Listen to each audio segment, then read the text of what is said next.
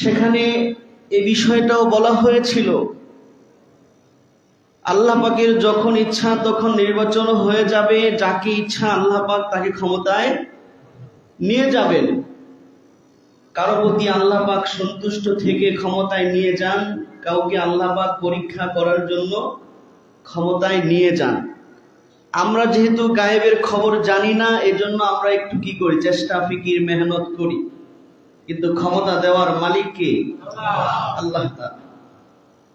এই কথা আল্লাহ পাক পবিত্র কোরআনে জানিয়েছেন। সূরা আল ইমরানের 26 নম্বর আয়াতে আল্লাহ তাআলা বলতেছেন, কুল, হে নবী আপনি বলুন, আল্লাহুম্মা মালিকাল মুলক, ও আল্লাহ আপনি ক্ষমতা দেওয়ার মালিক, রাজত্ব দেওয়ার মালিক।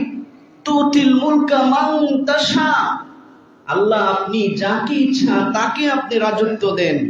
ওয়া তানজিউল মুলকা মিম্মান তাশা, আপনি যার থেকে ইচ্ছা তার থেকে ক্ষমতায় থাকা অবস্থায় ক্ষমতা ছিনে আনেন। আল্লাহ পাক পারেন কি পারেন? আল্লাহ পাক অতীতে এমন ক্ষমতাধর, যার ক্ষমতা শেষ হবে না, তাকে ক্ষমতা থেকে নামানো সম্ভব না, এরকম যখন মানুষের মাথায় রাখা ছিল, ওই সময় তাকে ক্ষমতা থেকে নামাইছেন কিনা?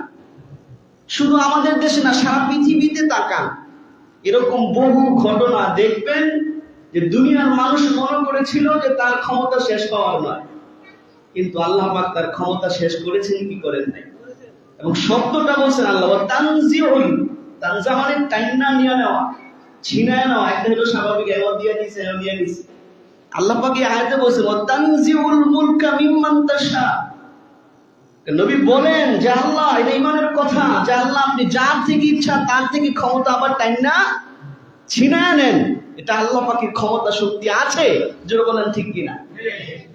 পরবর্তীতে আল্লাহ আরো বলতেছেন নবীকে বলার জন্য, وَتُعِزُّ مَن تَشَاءُ وَتُذِلُّ مَن تَشَاءُ, ওগো আল্লাহ আপনি মহা ক্ষমতার অধিকারী, আপনি যাকে ইচ্ছা দুনিয়াতে সম্মানিত করেন, সম্মান দান করেন, তুইজ্জু, ইজ্জত দান করেন, ওয়াতুজিল্লু মান তাশা, আল্লাহ আপনি যাকে ইচ্ছা তাকে দুনিয়াতে বেজ্জতি এবং লাঞ্ছিত করেন। এই ক্ষমতা কার? আল্লাহ।